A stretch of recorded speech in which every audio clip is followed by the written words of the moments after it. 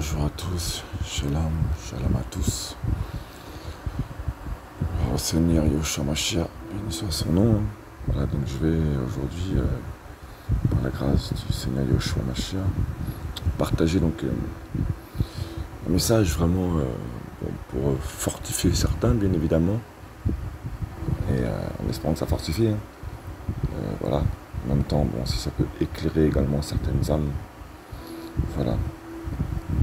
Donc j'avais commencé à recevoir ce message qui m'a également premièrement moi fortifié, bien évidemment. Voilà. Et, le Saint-Esprit m'avait fait comprendre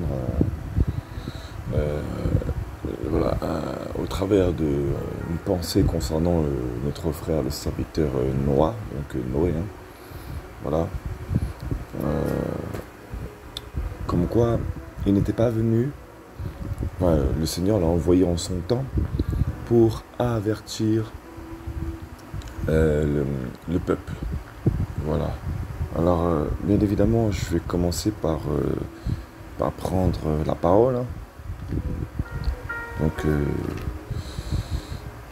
lorsque j'ai commencé à recevoir ce message, je l'ai fait environ il y a 3 jours. Et hier soir, le Seigneur me faisait grâce de partager cette exhortation avec une sœur. Voilà. Et le Seigneur m'a fait grâce de recevoir le complément du message. Je me suis dit qu'il serait bien de le partager. Voilà. Alléluia. Donc, Bereshit, Genèse, hein, chapitre 6. Or, il arriva quand les êtres humains commencèrent à se multiplier sur la face de la terre et qu'ils eurent engendré des filles, que les fils d'Élohim, voyant que les filles des êtres humains étaient belles, ils en prirent pour femmes parmi toutes celles qu'ils choisirent. Et Yahweh dit: mon esprit ne contestera pas toujours avec l'être humain dans son égarement, car il n'est que chair, et ses jours seront de 120 ans. Les géants étaient sur la terre en ces temps-là, et aussi après que les fils d'Élohim furent venus vers les filles des êtres humains et qu'elles leur eurent donné des enfants. Ce sont ces puissants hommes qui de tout temps furent des gens de renom. Voilà. Je m'arrête là. Alors, à la base, donc, le Seigneur m'avait fait comprendre que Noé, lorsqu'il entra dans l'arche, enfin avant de rentrer dans l'arche, son objectif, remarquez bien que ça n'a pas été de sauver tout le monde, parce qu'il avait déjà reçu le décrément, il avait déjà reçu le message du Seigneur, ça avait déjà été décrété. Le décret avait déjà été dit par le Seigneur, sa parole avait déjà été déclarée, qu'il allait mettre le déluge. Voilà. Donc donc dans les passages qui suivent, hein, on voit, hein, et Yahweh, verset 5, vit que la méchanceté de l'être humain était très grande sur la terre et que toute la structure des pensées de son cœur n'était que mal en tout temps. Donc on parle vraiment de structure, hein, la structure du cœur, vraiment, les pensées de l'homme. Voilà. Voilà. Donc il y a des choses qui sont souvent enfouies, enracinées, donc il y a des structures. Hein. Dans une structure, excusez-moi, mais il y a des étages, il y a des étapes. Voilà, il y a différents lieux. Et c'est pour ça qu'il faut que le Seigneur éclaire notre cœur, quoi. Voilà. Verset 6, Yahweh se repentit d'avoir fait l'être humain sur la terre et il fut affligé en son cœur. Et Yahweh dit: j'exterminerai de la face de la terre l'être humain que j'ai créé, depuis l'être humain jusqu'au bétail, jusqu'aux reptiles et même jusqu'aux oiseaux du ciel, car je me repens de les avoir faits. Voilà. Mais Noah trouva grâce aux yeux de Yahweh. Voilà. Donc voilà, on sait dans ce message, dans ce passage, pour moi, enfin, ça reste un message, bien évidemment, hein, la Bible est un message, mais on sait que dans ce passage, ensuite, la mission de Noah a été donc de bâtir l'arche, voilà. Mais malgré qu'il avait reçu le message, il a quand même été proclamé la parole. Mais son objectif, ça n'a pas été de sauver le monde, en fait. C'est ce que le Seigneur me faisait comprendre. Et c'est un rappel. Son objectif n'a pas été de sauver le monde, parce que le décret avait déjà été déclaré par Elohim, Yahweh. Voilà. Donc, en fait, lui, sa mission, ça a vraiment été de garder sa famille. Et regardez bien, même dans sa famille, le père de Noé, si vous regardez bien, hein, dans les passages là, si vous faites les calculs, vous verrez que le père de Noah était déjà décédé. Voilà, il avait fait son temps déjà sur la terre. Par contre, Methushélah, donc Mathusalem, je crois que ça se traduit comme ça, et ben, lui, par contre, il n'a pas survécu au déluge. Voilà. Donc, nous voyons que apparemment, il n'avait pas été droit devant le Seigneur. Et pourtant, c'était le grand-père de Noé. Voilà. Voilà. On peut se douter donc que le père de Noé avait passé son temps sur terre et qu'il avait été juste devant le Seigneur. Parce que Noah a reçu le message. La preuve, c'est le père de Noah qui lui a donné ce nom. Et il a même prophétisé. Ça veut dire qu'il avait une certaine droiture. Quand on regarde bien, le père de Noah avait une certaine droiture. Parce que lorsque on voit un peu ce qui a été dit sur notre frère Noah, il a dit que chapitre 5, verset 28, donc, hein, les mecs aussi vécut 182 ans et il engendra un fils. Verset 29, il l'appela Noah en disant, celui-ci nous consolera de notre œuvre et du travail pénible de nos mains sur la terre que Yahweh a maudite. Donc, s'il a prophétisé, c'est que il avait reçu, donc il était disposé, il était disposé en fait, il a été consolé. Il savait que son fils allait faire quelque chose, donc il a été comme consolé. C'est comme s'il avait reçu une paix, en fait. Donc, voilà, il était dans la droiture, donc il a pu élever son fils comme tel, tout simplement. Voilà. Alléluia. Toute la gloire revient au Seigneur. Voilà. Et on voit donc que Noah, donc, hein, apparemment ayant suivi cette justice, cette droiture de cœur venant de son père Lémec, donc, voilà. Hein. Pourtant, le grand-père, Methushélah, n'a pas été sauvé. Voilà. Et donc, comment dire, voilà, le but de Noah n'a pas été de sauver l'humanité entière, non. Ça ne lui a pas été donné cette capacité, ce pouvoir. Cependant, il devait garder sa famille. Et le but d'un enfant du Seigneur, donc, ce n'est pas de sauver l'humanité entière. Voilà, nombreux, malheureusement, surtout en ces temps compliqués, difficiles, beaucoup, nous voulons sauver nos familles, nous voulons sauver nos grands-parents, voilà, le Seigneur nous donne une mission sur terre. Le Seigneur sait déjà qui doit être sauvé, qui ne peut pas être sauvé. Il le sait déjà, il connaît déjà les cœurs. L'essentiel est de garder la structure de notre cœur dans la droiture devant le Seigneur. C'est ça, en fait, l'essentiel. Notre salut est le salut de nos familles, ceux que nous avons engendrés, nous. C'est ça, en fait. Voilà. Noah ne s'est pas occupé de Methushélah. Il ne s'en est pas occupé, il savait déjà, c'était fini. Il devait certainement avoir de la peine pour lui, certainement, mais c'était fini malheureusement. Voilà, alors c'est pas du tout pour démoraliser les âmes, hein, bien évidemment, qui ont des proches qui ne sont pas au Seigneur. Si le Seigneur vous demande de persévérer, le Seigneur connaît leur cœur, il sait si à la dernière seconde, ils peuvent accepter le Seigneur et se repentir d'un cœur sincère, bien évidemment. Hein. Voilà, c'est pas un message pour condamner. Hein. Voilà. Voilà. Donc, c'est vraiment une exhortation que je voulais partager dessus.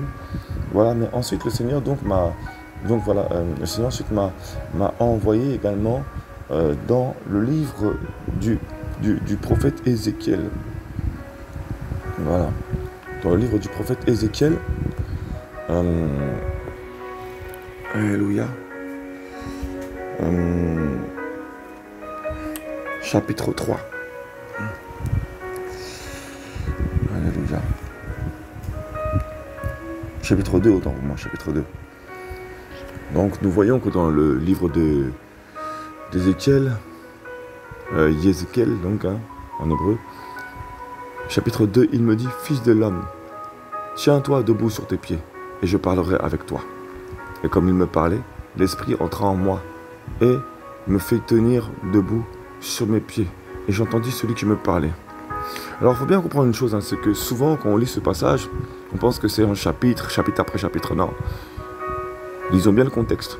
Chapitre 1, d'accord, mais Il a vu donc le trône, etc. Il a vu cette vision. Ensuite, il voit, à sa vue, je tombais sur ma face et j'ai entendu une voix qui parlait. Et là vient le chapitre 2. Donc c'est à la suite. Parce qu'à la base, dans les écrits hébraïques, à la base, il n'y avait pas de chapitre à la base. C'était comme ça. On continue, ce sont des témoignages. Voilà. Enfin, pour beaucoup, ce sont des témoignages. Voilà. Et comme il me parlait, l'esprit donc entre en moi et me fit tenir debout sur mes pieds. Et j'entendis celui qui me parlait. Il me dit, fils de l'homme, je t'envoie vers les enfants d'Israël, vers des nations rebelles qui se sont rebellées contre moi. Eux et leurs pères ont péché contre moi jusqu'à ce jour même. Verset 4. Ce sont des enfants à la face dure et au cœur obstiné. Je t'envoie vers eux et tu leur diras, ainsi parle Adonai Yahweh, qu'ils écoutent ou qu'ils s'abstiennent d'écouter, car ils sont une maison rebelle. Ils sauront du moins qu'il y avait un prophète parmi eux. Mais toi, fils de l'homme, ne les crains pas. Ne crains pas leurs paroles, quoique des gens rebelles et dont les langues sont perçantes comme des épines soient avec toi et que tu habites parmi des scorpions.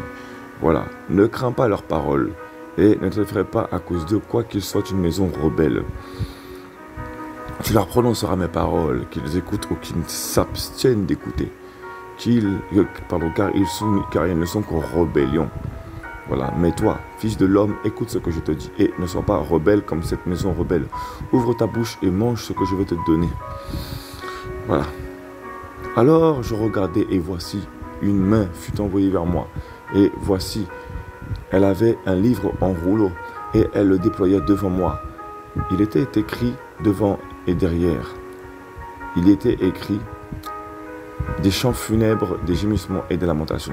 Donc on voit un peu ce passage-là. On voit que voilà, le Seigneur envoie Ézéchiel, au milieu d'une maison rebelle. Voilà, dans une maison rebelle. Et excusez-moi, mais c'est exactement ce qui s'est passé du temps de Noah. Il était au milieu d'un peuple, même d'une humanité complètement rebelle en fait. Au point même que c'était même le seul, avec sa famille bien évidemment, avec ceux qui ont été engendrés de ses reins, c'était le seul qui était juste et droit devant le Seigneur. C'était le seul qui a été épargné. Voilà, c'est terrible quand même. Nous sommes dans un temps similaire. Et donc hier, pendant que le Seigneur me faisait grâce donc, de partager avec une sœur, d'échanger avec une sœur, eh ben, il m'a rappelé ce passage dans l'évangile, je crois, de Luc, si je ne me trompe pas. Luc, chapitre 17, où il disait, à partir du verset 22, mais il dit aux disciples, des jours viendront où vous désirez voir un des jours du Fils de l'homme, mais vous ne le verrez pas. Et on vous dira, voici il est ici, voici il est là, n'y allez pas, et ne suivez pas. Car comme l'éclair brille, resplendissant d'une région sous le ciel à une autre région sous le ciel, ainsi sera le Fils de l'homme en son jour. Verset 25, mais il faut premièrement qu'il souffre beaucoup et qu'il soit rejeté par cette génération. Alors le mot génération, c'est vraiment les gènes. Donc il parle donc de personnes donc, qui descendent des rebelles, forcément.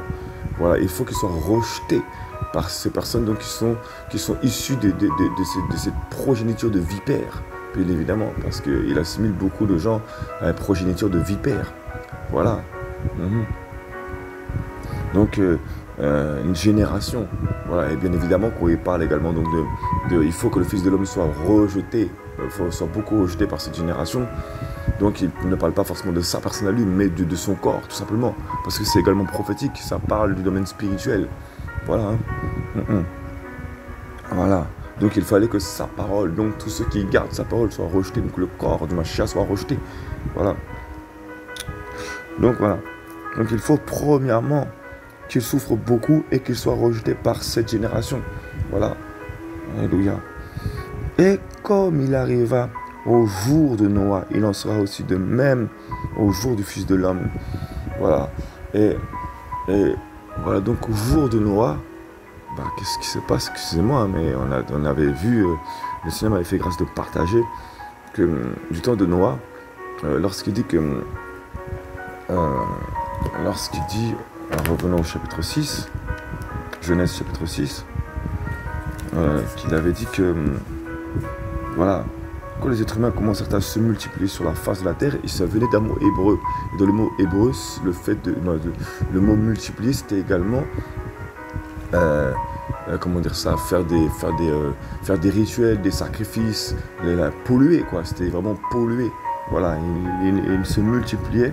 Voilà, donc en gros, il multiplie leurs mauvaises œuvres également. Voilà, dans le terme hébreu, c'était ça. Voilà. Alléluia. Et donc il en sera comme du jour de Noah. Voilà, ce sera la même chose. Voilà. Et donc on est vraiment au milieu d'un peuple mais rebelle, quoi. Et d'où le lien. Noah, le Seigneur, quand il envoie ses enfants, ses serviteurs, c'est pas pour sauver le monde entier. C'est déjà pour retrouver leur identité, déjà.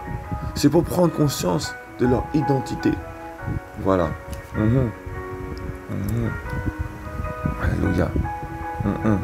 Parce que nombreux hein, sont au Seigneur, mais ne connaissent même pas véritablement leur identité.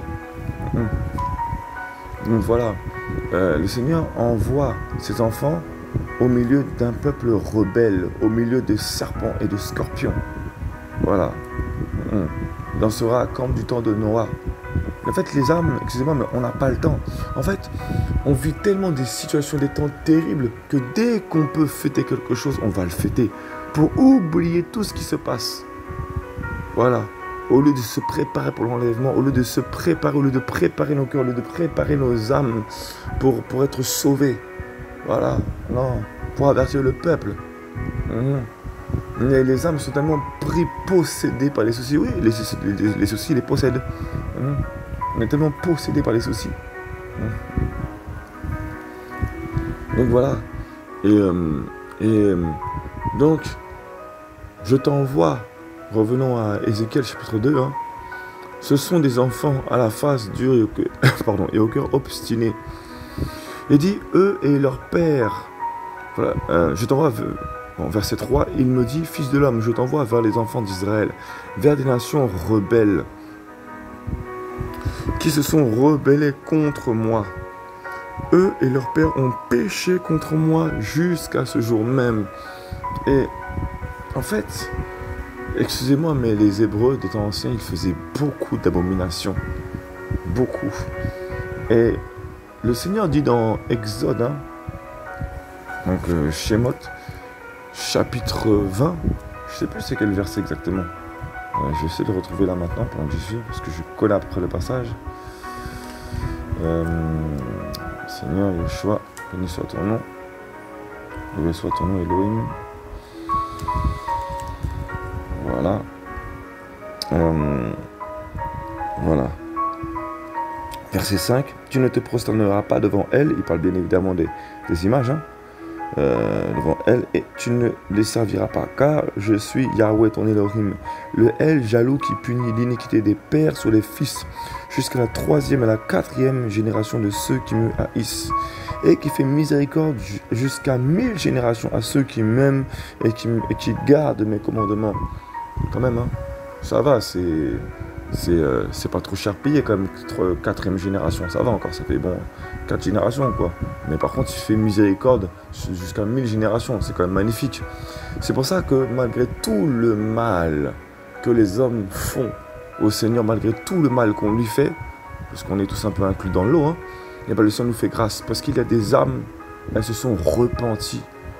Et vu qu'elles sont repenties, vu que certains pères se sont repentis, et ben à cause de certains pères qui se sont repentis, et ben vu qu'ils sont au milieu du peuple, et ben certaines âmes également, hein, bien aimées hein, également, hein, et ben il fait grâce. Donc à cause de quelques âmes, et ben il fait miséricorde jusqu'à 1000 générations. En fait, il est tellement doué de patience, de compassion, de miséricorde, qu'il attend jusqu'à 1000 générations.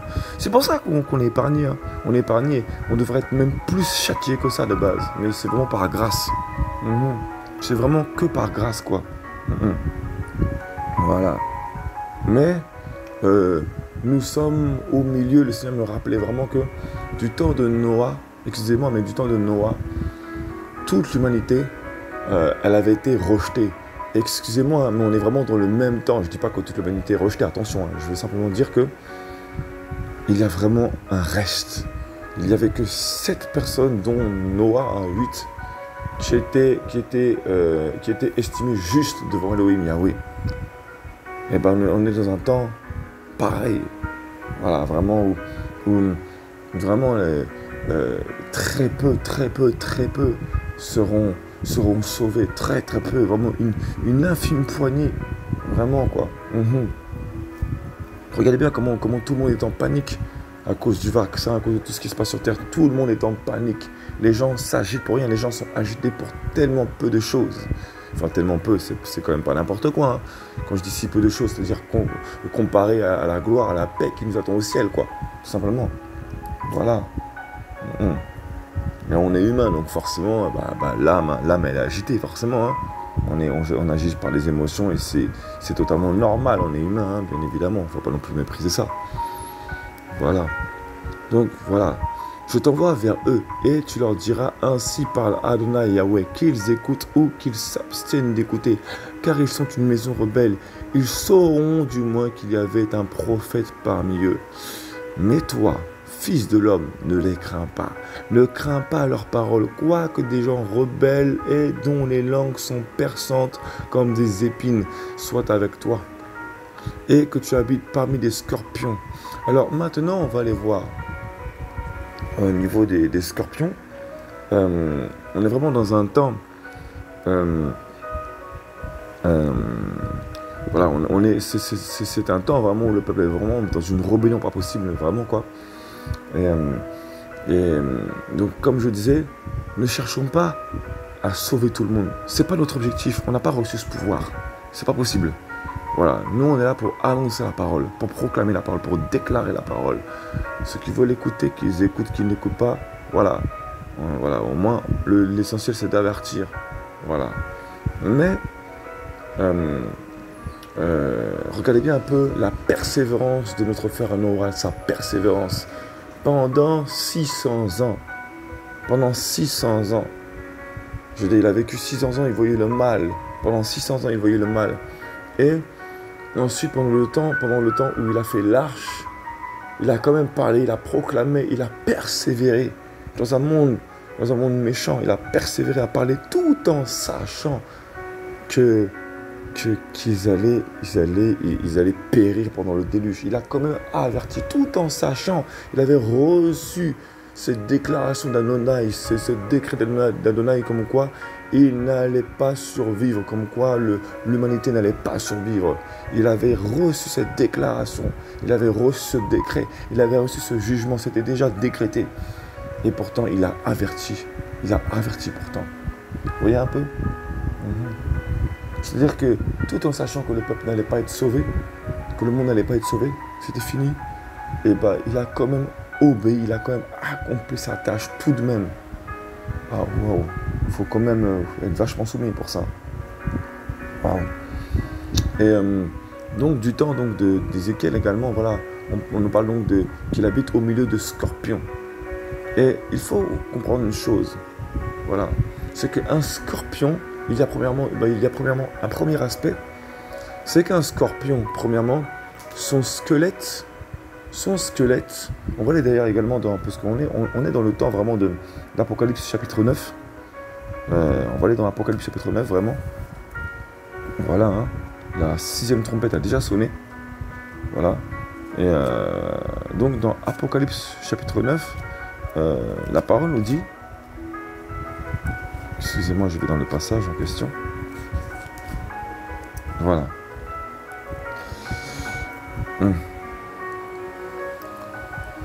Voilà. Apocalypse donc chapitre 9, verset 3. Non, verset 2, on va commencer par ça, faire le verset 2. Et elle ouvrit le puits de l'abîme, et une fumée monta du puits comme la fumée d'une grande fournaise. Et le soleil et l'air furent obscurcis par la fumée du puits. Et les sauterelles sortirent de la fumée du puits, et se répandirent sur la terre. Et il leur fut donné un pouvoir comme le pouvoir qu'ont les scorpions de la terre. Voilà. Voilà. Donc, comment sont les scorpions? Alors les scorpions, d'ailleurs, on va aller plus loin. Hein. On va aller plus loin.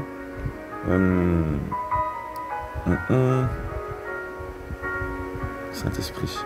Voilà. Il parle donc de l'armée, hein, des sauterelles. Voilà. Et qui est sorti du puits de l'abîme. Verset 9. Et elles avaient des cuirasses comme des cuirasses de fer, et le bruit de leurs ailes était, que je ne me trompe pas, de passage. Ah non, pardon, autant pour moi. Verset 5. Et il leur fut donné non de les tuer, aux êtres humains qu'ils piquent bien évidemment, mais de les tourmenter pendant 5 mois. Et le tourment qu'elle cause est comme le tourment que cause le scorpion quand il pique un être humain. Voilà. Alors déjà, premièrement, vous allez comprendre un peu dans le spirituel ce qui se passe. Un scorpion, contrairement à l'être humain, son squelette, il est à l'intérieur. Or, les scorpions, leur squelette, c'est un peu leur peau en fait. Voilà. Donc, c'est un peu leur peau, donc leur cuirasse. C'est leur cuirasse quoi, en fait. Leur squelette, c'est un peu leur cuirasse, justement. Et en fait, ça montre en fait l'image de la dureté, de la dureté du cœur des scorpions. Ils sont semblables à des scorpions. Ézéchiel, hein, et on est vraiment dans ce temps actuel, les êtres humains font leur propre justice. Voilà, parce que on voit dans ce passage plus loin que elles avaient des cuirasses, donc verset 9, Apocalypse chapitre 9, elles avaient des cuirasses comme des cuirasses de fer, et le bruit de leurs ailes était comme le bruit des chars à beaucoup de chevaux qui courent à la guerre. Verset 10, et elles avaient des queues armées d'aiguillons, comme les scorpions, et c'est de leur queue qu'était le pouvoir de faire du mal aux humains pendant 5 mois. Voilà. Donc, elles avaient des cuirasses. Et, excusez-moi, mais qu'est-ce qu'a le soldat du Mashiach sur lui, dans son équipement? Il a la cuirasse de la justice. Donc, on ne peut pas lui ôter, le soldat du Mashiach, le soldat de Jésus-Christ, on ne peut pas lui ôter la vision de ce qu'est la justice d'Élohim. On ne peut pas lui ôter, parce qu'il a reçu au travers de la parole, il a été enseigné, équipé selon la parole de ce qu'est la lumière, donc la justice d'Élohim. Voilà.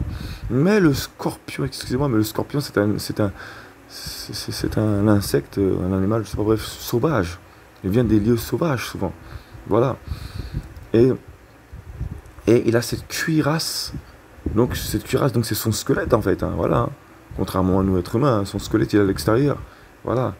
Et excusez-moi, mais spirituellement, ça montre également donc l'état du peuple rebelle auprès duquel Ézéchiel vivait.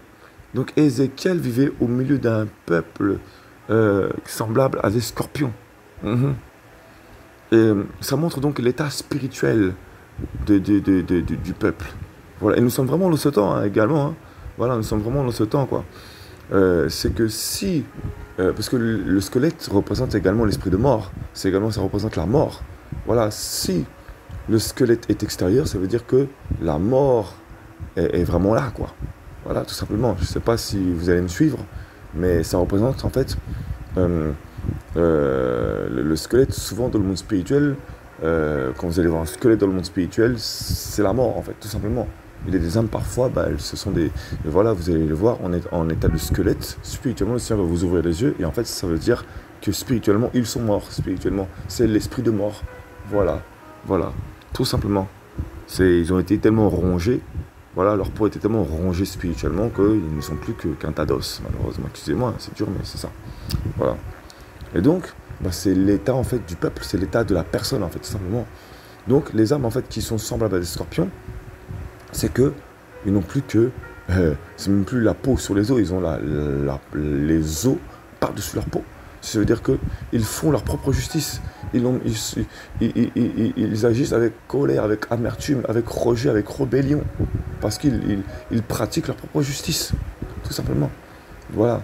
Donc un scorpion, il va venir avec des pincettes. Parce que ses mains, c'est des pincettes. Hein. Voilà, il vient s'accaparer le veau avec ses pincettes. Mais il vient avec ses pincettes avec sa propre justice. Tout simplement. Voilà. Voilà. Et voilà, donc il va vous guider avec son esprit de mort. Malheureusement. Voilà. Tout simplement. Et lorsqu'il va parler, eh ben, il va vous piquer, il va vous injecter la mort. Voilà. Il va vous injecter la mort. Et le Seigneur nous dit qu'il nous envoie au milieu des serpents et des scorpions. Et qu'est-ce que fait le serpent? Excusez-moi, mais qu'est-ce que fait le serpent? Le serpent également, ce qu'il fait, c'est que le serpent, pour avoir sa proie, eh ben, il enroule, enfin il enroule sa proie, il l'étouffe. Donc, nous qui avons le Saint-Esprit, eh ben, on vit par le souffle de l'Esprit. C'est l'Esprit de Yahushua en nous, le souffle d'Esprit, qui nous régénère. Parce que nous avons en nous Yahushua. Voilà, nous avons vraiment la main, la puissance du Seigneur sur nous. Nous avons le souffle de vie, hein, et celui qui nous délivre. Voilà, donc c'est sa main puissante, son souffle de vie qui nous délivre, sa parole. Voilà, et sa parole nous régénère, sa louange nous régénère, donc son souffle, son esprit. Voilà. Alléluia. Et bien, le but d'un serpent, ça va être de nous enrouler pour nous étouffer. En fait, le serpent, il étouffe sa proie. Donc, il fait en sorte de... C'est pour ça que souvent, vous allez voir que les faux prophètes vous donnent plein de prophéties à longueur de temps, et puis vous n'allez plus consulter le Seigneur. C'est normal, hein, vous n'allez plus consulter le Seigneur parce que il y en a beaucoup qui font ça, parce que on n'arrive pas à voir, tout simplement. Donc, les serpents, ils vont venir enrouler et ils vont étouffer et ils vont également briser les os, parce qu'un serpent, ça brise les os. Ça brise les os, un serpent. Ça casse les os. Donc, vous ne pouvez plus marcher, vous êtes comme paralysé. Vous êtes étouffé, vous êtes paralysé. Vous ne pouvez plus avancer. Et ensuite, le serpent, qu'est-ce qu'il fait? Il commence à avaler sa proie par la tête. Pourquoi? Parce que la tête, c'est la vision. C'est le côté prophétique. C'est la vision. Voilà. Et donc, qu'est-ce qu'il y a au niveau de la tête? Il y a la pensée. Voilà, hein. Il y a le casque du salut. Donc le salut, c'est quoi? C'est la délivrance des pensées de ce monde. C'est la délivrance des pensées mondaines, le salut. Voilà. Tout simplement. Hein. Donc on est sauvé des pensées mondaines. On est sauvé de l'agitation du monde. Voilà. Hein. Donc quand tout va mal, on va voir le prophète, etc. Voilà. Et on oublie le Seigneur, quoi. Tout simplement. Ensuite, lorsqu'un serpent, il avale sa proie, forcément, donc ça commence par la tête, et donc dans la tête, il y a quoi? Il y a les yeux, donc il nous empêche de voir. Il nous empêche de comprendre les visions. Donc il y a les oreilles, et les oreilles nous empêchent d'entendre, nous permettre d'entendre, donc il va nous empêcher d'entendre. Et il va faire quoi? Il va également, la tête, c'est le symbolique du prophétique, quoi, également. Voilà, tout simplement. Donc, il va également empêcher les âmes de parler. Parce que au niveau de la tête, il y a la bouche. Donc, il va empêcher les âmes de pouvoir parler. Tout simplement. Donc, voilà. Et donc, le Seigneur nous a donné le pouvoir d'écraser également la tête du serpent. Donc, d'écraser sa pensée, de briser sa pensée, de briser sa vision. Parce que le serpent marche souvent par les vibrations comme nous. Nous marchons par les ressentis de ce que le Saint-Esprit nous fait ressentir. Dans le spirituel, le monde spirituel, c'est souvent des vibrations. Ce sont des choses qu'on ressent, c'est un ressenti. À ne pas confondre avec les émotions, bien évidemment. Donc voilà. Alléluia. Donc vraiment, voilà, le Seigneur m'a vraiment fait comprendre ces choses, m'a vraiment rappelé ces choses. Voilà. On vit vraiment dans un temps où les âmes sont rebelles, où nous sommes entourés vraiment de scorpions, vraiment donc des âmes qui vont venir, et vous aurez beau essayer de leur parler, vous ne pourrez pas les désarmer, parce que beaucoup sont des scorpions, ils ont leur propre cuirasse, ils font leur propre justice, voilà, tout simplement, voilà, ils ont été piqués par les scorpions, et voilà, il y a l'esprit de mort, quoi, puisque l'armée là qui est sortie du puits de l'abîme, le puits de l'abîme, on est bien d'accord que l'abîme c'est la mort, hein. Voilà, hein. Donc voilà, hein. Tout simplement. Voilà. Donc c'est vraiment le message que je voulais partager. Vraiment, soyez fortifiés. Vraiment, Prenez garde vraiment dans ces temps vraiment de la fin, vraiment, hein, prenez vraiment garde dans ce temps de la fin. On est vraiment du temps de Noah. On est vraiment du temps de Noah, vraiment. Hein. Vraiment bah, où l'homme, excusez-moi, mais beaucoup vont rater l'enlèvement, vont rater le ciel. Vraiment, la plupart, hein, comme je dis, c'est vraiment une sélection. C'est vraiment un temps où très peu d'âmes reçoivent le vrai message. Nombreux veulent seulement des messages d'espoir, ils veulent des messages pour être fortifiés. Voilà, au lieu de confesser les péchés les uns les autres, au lieu de confesser, au lieu d'aller à la repentance, au lieu de chercher la sanctification, hein, au lieu de revenir au pied du Seigneur, voilà, au lieu d'interroger le Seigneur, au lieu de laisser être à l'écoute du Seigneur, vraiment, hein, parce qu'à l'écoute de l'homme, c'est vraiment pas facile, hein, parce que bien souvent, hein, moi le premier, hein, parfois on va se réfugier auprès des bien-aimés, parce que voilà, on a des soucis, etc. C'est pas facile. Et vraiment, c'est vraiment un temps, voilà, où on n'est pas obligé de suivre nos pères, nos mères. Voilà. Le salut, vraiment, c'est vraiment entre nous et le Seigneur. Mais parlez-leur. Si vraiment le Seigneur veut les sauver, parlez-leur. Le Seigneur peut faire ce qu'il veut, il peut faire grâce. Vraiment, voilà, quoi. Vraiment que le Seigneur vraiment vous fortifie. Vraiment, et voilà. Voilà, quoi. Alléluia. Gloire au Mashiach. Voilà. J'espère que je n'ai rien oublié du message. En tout cas, le message était vraiment ça, quoi. Voilà. Ne tentez pas de sauver le monde. Voilà, le Seigneur fait sa sélection. Gardez votre âme, gardez la structure de votre cœur, structurez les pensées de votre cœur. Et voilà, parce que voilà, le malin est vraiment à l'œuvre, quoi. Mais Yoshua a déjà vaincu le monde. Voilà. Béni soit le Seigneur. Voilà. Shalom à tous. Vraiment, restez dans la paix. Shalom à tous. Restez bénis au nom de Yoshua Mashiach. Soyez fortifiés, encouragés au nom de Yoshua Mashiach. Alléluia.